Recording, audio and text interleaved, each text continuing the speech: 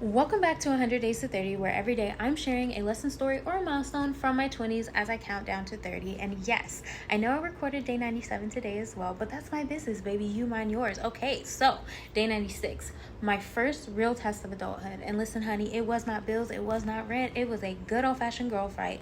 Yes, honey, so listen, me and this girl, we grew up close, but by my 20s, our friendship had become extremely toxic, manipulative, codependent, and extremely draining.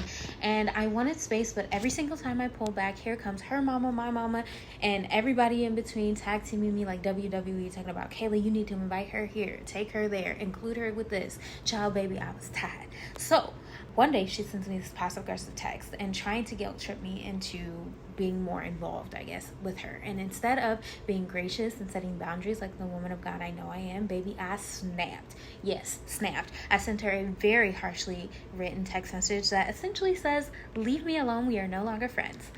I know this was not my most Christ-like moment, but baby, that's, again, beyond here or there. And then, in true mama bear fashion, her mom calls me, fusses me out for an hour, and blames me for her daughter's depression, by which, again, I got defensive and clapped back again. And no, I'm not proud of any of this, but I wanted so badly to be free from this relationship that I was willing to act out of character in order to do it. And that entire exchange has left me with many years of hurt and therapy to this day. But even in that, the Lord covered me, and where I failed, His grace filled in. He didn't just take that moment because it did not define me. He let it refine me. Correct, yes, because Matthew 18 says that if your brother sins against you, and you are to go and tell him his fault between you and him alone. And I didn't do that.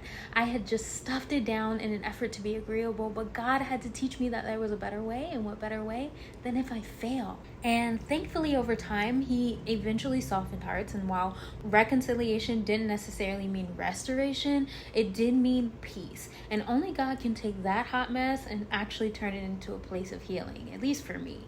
Now, the truth is, when people can't control you, they will most certainly try to make a villain out of you.